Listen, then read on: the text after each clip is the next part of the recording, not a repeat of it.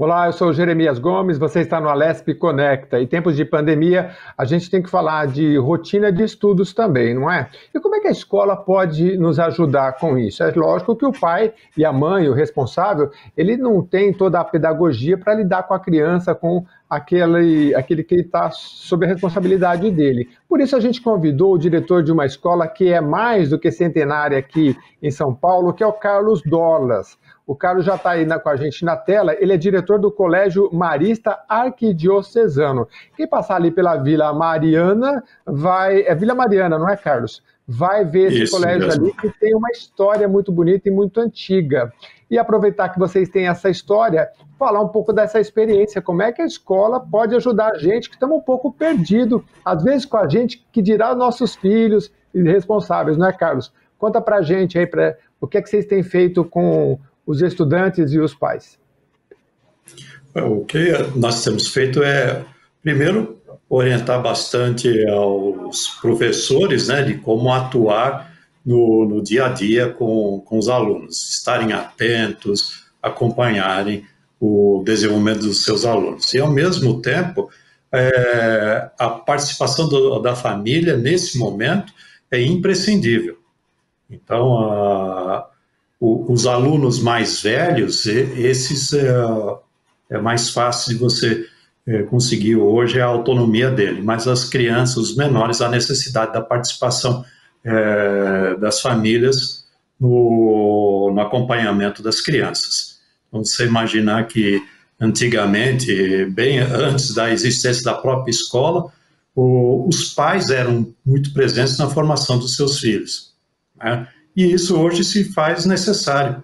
Então, um pai que seja presente, uma família que esteja acolhendo, conversando com a criança, isso facilita bastante a aprendizagem do aluno. Tenho certeza que aí são todos os alunos, eles estão desenvolvendo habilidades que certamente as escolas no sistema presencial talvez demorariam muito mais. Hoje, no remoto, isso se tornou mais eficiente em decorrência da necessidade do aluno superar as suas dificuldades. Todo dia ele estar presente, verificar as atividades, então desenvolver uma rotina de estudos, prestar atenção, perguntar, pesquisar. Então, nesse momento, o aluno se torna o protagonista mesmo na sua formação. Então, e a presença dos pais das crianças menores da educação infantil ou dos anos iniciais do ensino fundamental é importante justamente para auxiliar as crianças nessa etapa. Ô Carlos, e a defasagem tecnológica que às vezes o pai tem em relação ao filho? Como é que vai suprir isso? O pai tem que estar mais atento à tecnologia, porque às vezes ele olha para o celular e fala, mas o que é isso? Que ícone que é esse? Como é que mexe nisso? E aí ele nem consegue ajudar o filho, e o filho fala, pai, hoje nem tem aula, vai, você não está entendendo nada, né? É um estímulo para os pais e responsáveis também a gente ficar atento, né? Eu acho que todos estão se desenvolvendo nesse momento, né? Agora há pouco, nós dois estávamos aqui, você está me orientando. Estava brigando aqui para tentar uma comunicação. Então, como realizar isso, né? Então, você imagina que os pais, isso não é nada diferente. O que nós fazemos? A instituição mantém toda uma equipe de tecnologia educacional para orientar os pais que apresentam mais dificuldade. Nós temos uma plataforma de ensino, e nessa plataforma de ensino ocorrem as aulas online, assim como são postados os materiais do dia a dia. E nós temos alguns pais que apresentam dificuldades de entrar, acessar a plataforma, de abrir os links para aprender, para que o aluno tenha acesso ao conteúdo. E nesse momento entra o apoio tecnológico do próprio colégio, né? Então eles entram em contato por telefone, vão orientando passo a passo para que o pai a família, né? A família consiga ter acesso ao conteúdo e o aluno possa participar das aulas do dia a dia. Ô Carlos, criança também tem ansiedade? Você falou que os jovenzinhos às vezes é mais fácil, mas o adolescente também, de repente ele se isola, vai para o quarto e não sai nunca mais, né? A mãe não sabe se ele está mexendo na internet, se ele está estudando, né? Vai para a cozinha comer e depois desaparece, né? Isso dentro de casa, né? A gente sabe que tem esses casos. Como é que se dá, como é que a escola e o colégio lidar com essas questões de ansiedade? Para os adultos a gente fala, vai meditar porque você vai ter uma calma. E para a criança, manda meditar também? Aí entra a atribuição de pais, né? Conversar, acolher. Nós temos toda uma equipe de professores que foram orientados, foram trabalhados, né? Tiveram uma formação continuada justamente para dar esse apoio para o aluno no seu dia a dia. E essas orientações também são passadas para os pais, quando nós percebemos durante a aula, o professor fica atento na participação do aluno, no seu desenvolvimento.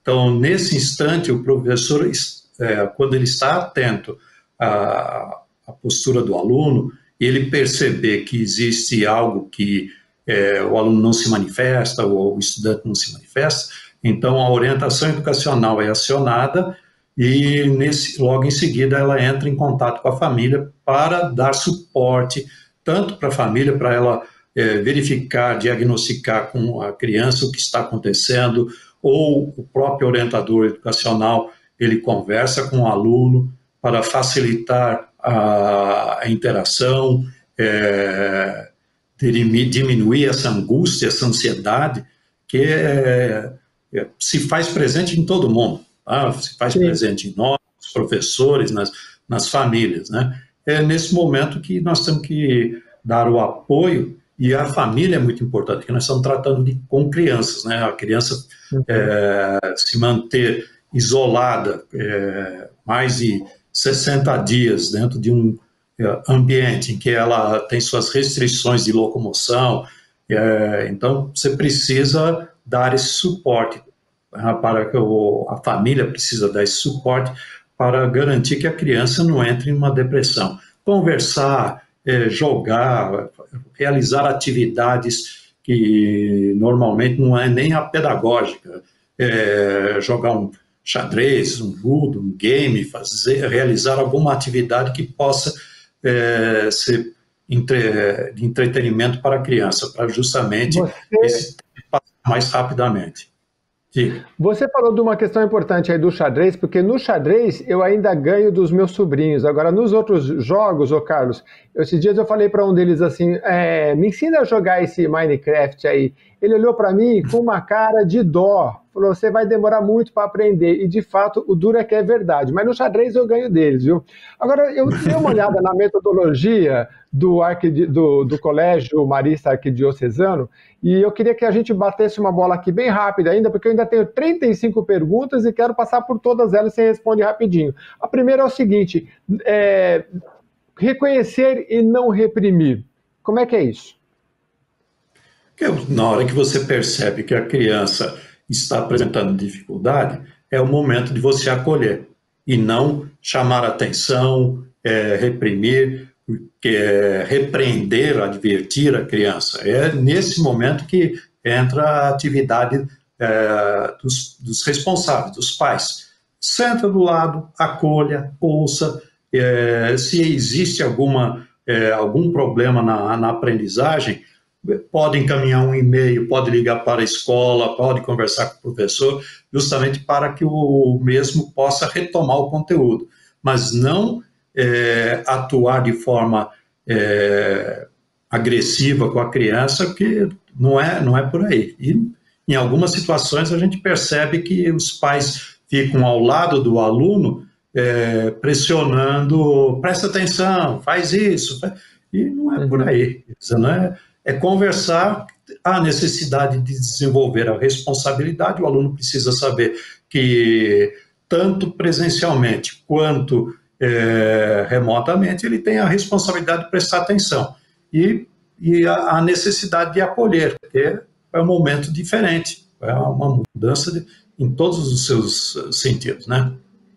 Ô Carlos, a gente está conversando com o Carlos Dolas, que é diretor do Colégio Marista Arquidiocesano aqui na capital paulista. Ele está dando dicas preciosas aqui para pais e para os próprios professores, para a gente ter uma rotina de estudo mais produtiva durante a pandemia. E também lá no colégio eu vi o seguinte, uma das diretrizes, não comparar com irmãos ou os amigos, né? Eu me lembro de um fato, quando eu estava talvez na sexta série, eu tirei naquele tempo, olha só, era D, ninguém nem sabe o que é isso, é A, B, C, D, E. E eu tirei D no primeiro bimestre. E aí a professora me chamou e falou, ó, eu vi você nas outras disciplinas, você é tão bom nas outras disciplinas, você topa melhorar? A gente vai fazer um programa para você melhorando. Você ainda tem 3 pela frente. Pois no segundo eu tirei C, depois eu tirei B e no último eu tirei A. Aquela evolução marcou muito, é uma coisa que eu nunca mais esqueci na minha vida. Por que eu falo isso? Vocês falam em não comparar. Como é que os pais e os professores têm que ensinar as crianças a se compararem a si mesmas e menos com os amiguinhos e falar, olha, você evoluiu dentro do que você sabia e você tem habilidades preciosas que os outros não têm, né? Porque a gente tem essa mania, principalmente na descoberta da adolescência, de se comparar ao outro, né? Vocês usam essa metodologia também? Certamente. Cada um vai desenvolver o seu talento. Tá? Uhum. Não é só matemática, existe o talento da arte, né? Quem dera, dizendo, o Picasso, ele desenvolveu todo o seu talento na pintura. Goethe na filosofia, a gente na comunicação. Então, cada um na sua vai descobrir o seu talento. Tá? E ele precisa ser estimulado por meio das atividades do dia a dia em descobrir o seu talento. E isso é um caminhar. Nós temos que permitir que o ambiente propicie o desenvolvimento das habilidades, então, das capacidades. Então, é o ambiente que vai propiciar. Isso começa em casa e depois dá-se a continuidade na escola. Então, o papel da escola, ele trabalha com arte, trabalha com educação física, ele trabalha com filosofia, geografia, até o momento em que o aluno se identifica com uma área de conhecimento, ele irá desenvolver essa área de conhecimento e se tornar certamente ou um grande geógrafo, historiador, biólogo, matemático, químico, pintor, músico, atleta, o que ele desejar, médico, mas ele precisa ser estimulado para desenvolver essas habilidades. E não é porque ele não tem habilidade para uma atividade, ele tem a habilidade para outra. E aí entra o papel tanto da família em apoiar e verificar qual é a dificuldade do aluno nesse momento, né? Que isso, quando acontece na escola, é mais fácil, que o professor percebe e já vai orientando. Agora, no sistema remoto, nós precisamos da ajuda da família para colaborar e orientarmos as famílias no desenvolvimento dos alunos, do próprio filho, né? A gente está conversando aqui no Alesp Conecta com o Carlos Dolas, que é o diretor do Colégio Marista Arquidiocesano aqui na capital paulista. Eu queria saber o seguinte, você é diretor de escola há quantos anos? Devo ter uns 30 anos e só de exercício de profissão 44. E 30 anos só como diretor. Qual é o pai que seria ideal para um diretor? Porque deve ter aquele pai chato que toda semana reclama de alguma coisa. E tem aquele que provavelmente nunca aparece, né? O que é um pai parceiro da escola? Aquele que apoia o filho e permita que a atuação da própria escola no desenvolvimento da criança. Quando se fala em desenvolvimento, desenvolver é tirar de dentro. A criança é como uma semente. Dentro da semente existe uma árvore. Então você precisa dar os nutrientes para desenvolver a árvore. Quando nós precisamos dar os devidos nutrientes, que são as aulas do dia a dia, para justamente tirar de dentro,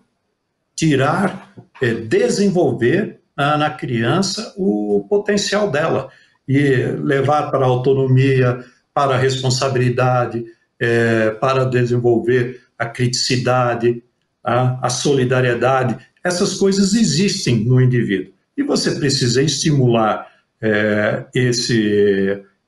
essas características de forma inteligente, por meio das aulas do dia a dia, por meio das atitudes dos pais, porque os pais são um exemplo das crianças. Os primeiros professores são os pais, e não nós. Então, se você tem um pai agressivo, certamente a criança acha que a agressividade ela pode ser a forma de se comunicar com o mundo. E, na realidade, não é nada disso. Então, o exemplo começa com as famílias. Se nós queremos desenvolver um indivíduo que seja um bom cidadão, nós precisamos dar o devido exemplo. Tá? Nós somos os responsáveis, nós, quanto seres humanos, e nós como pais, né? Sermos responsáveis no desenvolvimento dessa criança. O que é que nós queremos? Nós queremos que ele seja solidário, então ele precisa ser estimulado em se tornar um indivíduo solidário. O exemplo nasce de casa, e os pais que procuram uma instituição de ensino, elas precisam procurar uma instituição que se harmonize com os seus valores. Uma instituição que, no caso do Arquidiocesano, nós temos os valores maristas, que é saber cuidar, ter a presença contínua junto ao aluno, e é isso que nós temos feito diariamente, acolhendo os nossos alunos. Os professores ligam para casa, conversam com os pais, é a presença, é a afetividade que precisa ser mantida constantemente, que é um dos valores do próprio grupo, né? Então, e darmos o devido suporte para as famílias. Ô Carlos, eu vi uma frase aqui que você falou, citando o Benjamin Franklin, que eu vou repetir aqui porque achei muito importante. O estadista americano dizia o seguinte: diga-me, e eu esquecerei. Ensina-me, eu poderei lembrar. Me envolva, eu aprenderei. O que vocês têm feito de prática aí no Colégio Marista Arquidiocesano para que os alunos sejam envolvidos? Eu vou te dar um exemplo. Eu vi recentemente um cientista brasileiro, o Miguel Nicoleles, e ele criou uma escola no Nordeste. Ele falou: olha, aqui, quando a gente vai falar de trigonometria, a gente pega um pedaço de madeira, junta, faz um triângulo, o aluno vai lá, mede e constata na prática o tamanho da hipotenusa e dos catetos. Então ele não esquece. Vocês têm uma metodologia aí? É o ensino em tempo integral? O que vocês têm visto de resultado? O que vocês têm orientado os professores nesse sentido? Quando se dá a aula, a primeira coisa que precisamos saber é que a aula precisa ter um significado. Ela deverá desenvolver as habilidades. E além das habilidades socioemocionais. Quando se fala, vou dar um exemplo de matemática, como você usou agora do Nicoletti para falar de hipotenusa, você pode usar um projeto de construção de casas populares. Aí você usa trigonometria, você usa a álgebra, você usa frações, você usa... E o princípio, o que é? Nós iremos construir casas para atender as pessoas com baixo poder aquisitivo ou com baixa renda. Então, existe um objetivo, e aí entra a solidariedade nesse projeto, para justamente desenvolver tanto a aprendizagem, a matemática, que vai ter que planejar como é que precisa ser construída, e aí você usa quadrado, retângulo, triângulo, usa as diversas formas geométricas, você precisa saber medir, e tudo isso por quê? Porque eu quero construir uma casa. Eu posso também ensinar a se alimentar corretamente? Posso. As crianças precisam aprender que o indivíduo precisa de carboidratos e precisa de proteínas para a sua manutenção, para a sua subsistência. Quais são os alimentos que podem ser utilizados ou podem ser produzidos dentro de uma determinada área? prestar atenção, produzir tabelas, estatísticas, acompanhamento, para justamente entender que todas as ações que são aprendidas na escala escolar, na vida adulta, elas passam a ser uma necessidade. Então, nós temos os agrônomos que estão preocupados na produção de alimento para a humanidade, nós temos os médicos, então, que trabalham com dados estatísticos, que trabalham com a história da humanidade, com a geografia. Tudo isso é o que deve ser trabalhado na sala de aula, voltado para o bem da humanidade. Não é a aula aprender o que é uma hipotenusa, o que é um cateto. O importante é para quê?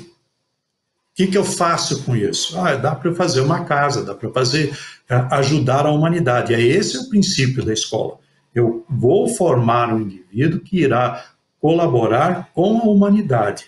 Nós temos hoje o problema da pandemia.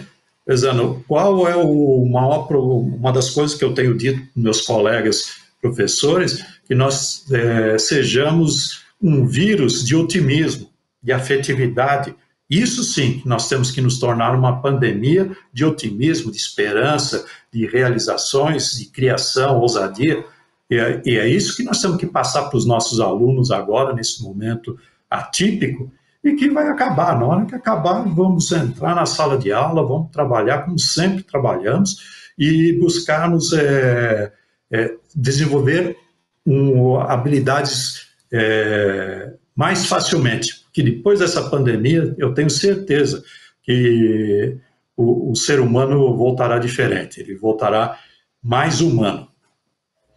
Espero que melhor, não, Carlos? Porque a gente está com muito conteúdo aí, aprendendo todos os dias, e eu estou aprendendo muito com você, Carlos, que tem aí 30 anos de escola como diretor, né? E para a gente é importante saber o que você já adquiriu como experiência. Você fala também no conteúdo que o Colégio Marista aqui diocesano aqui de São Paulo dispõe, para não tratar as crianças assim com infantilismo, né? Tudo no diminutivo, né? Como é que tem que ser essa conversa, seja de professor ou seja para os pais, né? Quando eu li isso, eu até achei interessante, porque tem aluno, tem gente adulta que também tem essa mania, né? Tudo no diminutivo, né? Isso não é bom? Certamente que não. Ai, coitadinho. Não tem coitadinho, é pequenininho. Pensando, qualquer coisa, qualquer atividade desenvolvida por nós ou por uma criança, ela merece o mesmo valor. E não, ficou bonitinho. O que é bonitinho? Ele não ficou bom. É aquilo que ele conseguiu no momento. E isso é bom. Podemos melhorar, como você disse agora há pouco, com a sua professora, que disse, olha, você teve um conceito D, mas você tem capacidade de ir para o C e chegou no A. É este o motivo, tá? É olhar o que foi desenvolvido e levar a criança a buscar melhorar o processo. Há condições de ser melhor? Vamos prestar mais atenção, vamos ter mais foco, vamos estar atentos para que isso se torne mais estético, mais bonito, mais claro. Agora, está bonitinho, essas coisas não é dessa forma que é o nosso dia a dia. Ô, Carlos, e o exagero também é para os dois lados, né?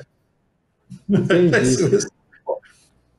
Acaba e a criança, ainda mais hoje em dia que eles estão muito espertos, né? Eles estão muito adiante do tempo, do nosso tempo, enfim, né? Ô Carlos, você fala também do envolvimento, muito na questão do envolvimento, e eu queria falar agora como última questão, porque a gente já está indo realmente para o final agora, a questão da leitura e também das práticas, antes da leitura, mas da prática, principalmente para a educação infantil. Uma criança, quando a gente vê as mães falando, olha, a fulana não conversava com ninguém, não fazia nada. Foi para a creche, né, com 2, 3 aninhos, volta, está dançando, está conversando, porque a sociabilidade, né? Hoje, com a pandemia, a gente não tem isso. Como é que os pais podem envolver nessa faixa mais tenra das criancinhas e sempre poder ensinar alguma coisa? Eles não são pedagogos, não vão fazer o papel do pedagogo, mas é possível envolver, sempre pensar antes como é que ele pode ensinar dar alguma lição em cada atividade corriqueira? Você imagina que a família são os primeiros educadores. Então, no momento em que a própria família alguém da família lê um texto e acha bonito, esse texto ele fazer com que a criança esteja acompanhando, motivar o desenvolvimento da leitura, chamar a criança, olha para essa letra, eles são colaboradores, veja como é que é escrito qual é essa letra, qual é esse formato, qual é o número. Então, as famílias, quando elas estão motivadas, elas nos ajudam bastante no desenvolvimento da aprendizagem da criança. Então, a família, nesse momento, ela precisa ter vontade, né? Certamente que, nesse momento, é difícil para todo mundo, mas precisa encontrar uma energia muito grande para estar próximo do filho, mostrar para a criança, na hora que pega uma revista, ao ler alguma história, não é fazer a leitura pela leitura, mas fazer a entonação correta dessa leitura, é mostrar-se envolvido no processo. Quando você não se envolve, quem está ao lado também não vai sentir o prazer de desenvolver. Ele só faz o que é necessário. Agora, no momento que ele se envolve, curte, cada minuto, cada obstáculo superado, ele certamente faz com que a criança tenha maior vontade da aprendizagem, terá maior desejo de aprender coisas novas, irá pesquisar, ousar, né? Então, você tem inúmeras estratégias que os pais precisam, nesse momento, precisam ajudar a colaborar na formação dos seus filhos. Antigamente, os pais eles eram mais presentes. Se você imaginar a presença dos pais, antes da existência da escola, a criança estava lá com a família ao lado, né? E eram mais autoritários. E hoje você não precisa nada disso, você precisa ter prazer do que você faz. Tá? Olha, pode pegar, vamos fazer um avião, vamos fazer um navio, vamos fazer um balão. Um balão que eu estou dizendo é pequenininho, não vai fazer balão nenhum. Não vai fazer o balão para botar fogo. Dobradura, fazer por meio de dobradura. Ninguém vai fazer balão, mas usar dobraduras para justamente desenvolver a coordenação motora fina, você desenvolve a atenção, joga xadrez, joga até o Minecraft aí, que não só você tem dificuldade, eu também tenho, se fique tranquilo, tá? Mas é algo que nós temos que... O que nos diferencia hoje, eu vou dizer em relação aos nossos jovens, por não sabermos tudo, nós sentamos e vamos atrás da solução. E isso, os nossos jovens precisam fazer isso constantemente, porque os desafios surgem e eles precisam estar devidamente preparados para superar esses desafios. Eles não podem esmorecer, eles não podem sucumbir na hora que tiver algum problema, eles precisam ter uma força interna para se reerguer diariamente e buscar soluções para os problemas da humanidade. Quer ver uma brincadeira bacana de superação? Manda a criança pular de um sofá para o outro. Se ela pular de um para o outro, ela superou. Olha só que coisa bacana. É a superação. Quer dizer, é só a brincadeira de pular de um lado para o outro. Só isso. Começa por coisas simples. E valorizar essas atitudes. Você conseguiu. Vamos embora. Segue. E o crescimento, exatamente, entendi o recado. O crescimento a partir de onde você estava para onde você vai avançar, não necessariamente tendo que se comparar. Eu conversei com o Carlos Dorlas, a quem eu agradeço, do Colégio diretor do Colégio Marista Arquidiocesano. Muito obrigado, Carlos. Eu que agradeço a oportunidade, um forte abraço e obrigado por entrar na casa de vocês todos. E nós ficamos por aqui no Alesp Conecta, sempre trazendo informação que você procura. Então, vá nas redes sociais, acompanhe a gente no YouTube, hashtag AlespSP, Assembleia SP em todas as redes, você acha a gente lá. Obrigado e até o próximo programa.